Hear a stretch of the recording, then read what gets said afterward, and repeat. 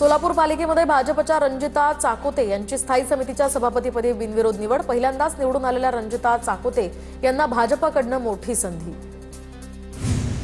नाशिकमधील भाजपच्या नगरसेविका प्रियांका माने यांचं पाण्यासाठी आंदोलन। पाण्याचा हंडा घेऊन पोहोचल्या सभागृहात। प्रभागात पाणी नसल्यानं प्रियांका माने आक्रमक।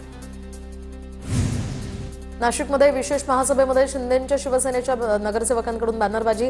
अंबड एमआयडीसीमध्ये रस्ते ड्रेनेज देण्याच्या मागणी करण्यात आली। बॅनरच्या माध्यमातून ही मागणी सिडकोला न्याय द्या अशा आशयाचे बॅनर झळकले। नागपूर विद्यापीठाच्या परीक्षा विभागाच्या हलगर्जीपणावर एनएसयूआय आक्रमक। विद्यापीठाच्या कुलगुरू डॉक्टर मनाली क्षीरसागर कठपुतली असल्याचा आरोप करत एनएसयूआय यांनी आंदोलन केले। कुलगुरूंच्या दालनाबाहेर नावाच्या पाटीवर खेळण्यातील कठपुतली लावत संताप व्यक्त। धाराशिवच्या उमरगा पंचायत समिती सभापतीपदी आकांक्षा चौगुलेंची निवड। महायुतीमधील भाजप आणि शिवसेनेमध्ये रस्सीखेच होती। आकांक्षा चौगुले यांचा एकच अर्ज आल्यानं बिनविरोध निवड। अमरावती महानगरपालिकेमध्ये भाजप, राष्ट्रवादी आणि युवा स्वाभिमान संघटनेला सत्तेत समान वाटा, तर स्थायी समिती सभापतीपदी राष्ट्रवादीचे अविनाश मार्डीकर, महापौर पद भाजपकडे तर उपमहापौर पद हे रवी राणांच्या युवा स्वाभिमान संघटनेकडे। जळगावच्या मुक्ताईनगरमध्ये शेतकऱ्यांचं महामार्गावर लोटांगण आंदोलन। भूसंपादनाला योग्य मोबदला द्या, आम्ही जमिनी द्यायला तयार आहोत, शेतकऱ्यांची भूमिका। या मोर्चामुळे वाहतुकीचा काही काळ खोळंबा झाला होता। बारामतीला त्या ठिकाणी वैद्यकीय महाविद्यालयात संलग्न रुग्णालयास अजित पवारांचं नाव। नामकरणाचं धनगर समाजाच्या वतीनं स्वागत। नामकरणाच्या बाबतीत कोणीही समाजाची दिशाभूल करू नये, देवका त्यांचं आवाहन। बदलापूर स्त्रीबीज तस्करी प्रकरणामध्ये पोलिसांची मोठी कारवाई। सोनोग्राफी सेंटरचा परवाना रद्द, सेंटर सील।